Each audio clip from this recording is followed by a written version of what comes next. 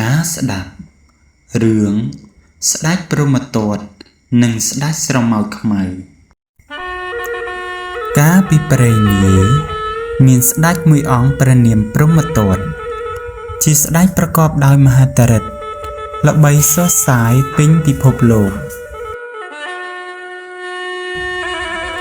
គ្រប់ជនទាំងអស់មាននគរនាគហង្សគ្រុឌនិងបណ្ដាស្ដេចសត្វនានាសំចងមិត្តភាពជាមួយព្រះអង្គកាលនោះមានស្ដេចស្រមោចខ្មៅព្រមទាំងបរិវារជាច្រើននាក់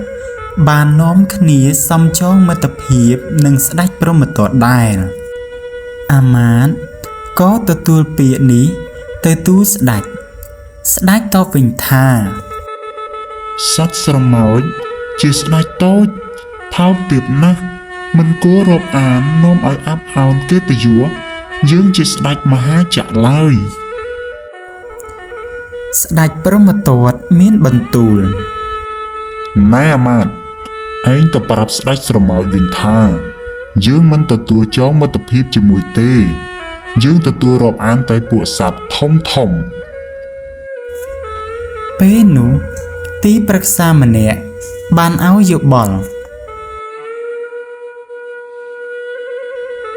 បបិទ្ធព្រះរាជាធម្មតាជាងឈើឬជាងតោងមានគ្រឿងដែកតូចធំសម្រាប់ធ្វើការធំត្រូវប្រើគ្រឿងធំការតូចត្រូវប្រើគ្រឿងតូចដូច្នេះការចងមិត្តភាពជាមួយស្ដេចស្រមោចមិនមែននាំឲ្យអាប់អោនកិត្តិយសឬថោកដល់នគរយើងឡើយថ្ងៃណាមួយព្រះអង្គនឹងត្រូវការកម្លាំងសត្វតូចនេះជាការចាំបាច់មិនខានសូមព្រះអង្គគិតឲ្យបានល្អិតល្អន់ផងចុះមុននឹងសម្រេចក្រាបទូល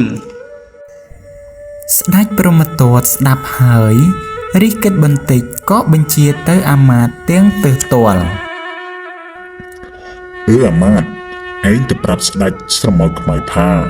យើងយល់ព្រមហើយប៉ុន្តែស្ដេចស្រមោចខ្មៅព្រមទាំងបរិវារវិលត្រឡប់ទៅលំនៅឋានវិញចុះមិនចាំបាច់ឡើងមកជួបជាមួយយើងទេជំនេរតមកនាកាលសម័យមួយនៅពេលដែលស្ដេចព្រហ្មទត្តកំពុងសម្រាកមានសត្វក្លើសមួយបានវាយចូលទៅក្នុងរន្ធប្រការព្រះអង្គស្ដេចព្រហ្មទត្តយកកង្វាឆ្កឹះឆ្កៀគ្រប់មធ្យោបាយតែសត្វក្លើសពុំព្រមចេញមកវិញសោះដោយឈឺចាប់ក្នុងព្រះការខ្លាំងពេកស្ដេចព្រហ្មទត្តក៏ចាត់ឲ្យអាមាត្យទៅហៅស្ដេចជាមិត្តទាំងអស់មកជួយគេខំរិះរកផ្សំថ្នាំយ៉ាងពូកែស័ក្តិសិទ្ធិគ្រប់យ៉ាងមកបន្តក់ដាក់ក្នុងត្រចៀកតែផ្ទុយទៅវិញសត្វក្លើសកាន់តែរុលចូលទៅជ្រៅឡើងពេលនោះទីប្រឹក្សាបានប្រាប់ស្ដេចបបិទ្ធព្រះរាជាពេលនេះហើយដែលព្រះអង្គត្រូវពឹងពាក់ស្ដេចស្រមោចឮហើយស្ដេចពោលទាំងខឹងលោកចង់ថាដូចម្ដេច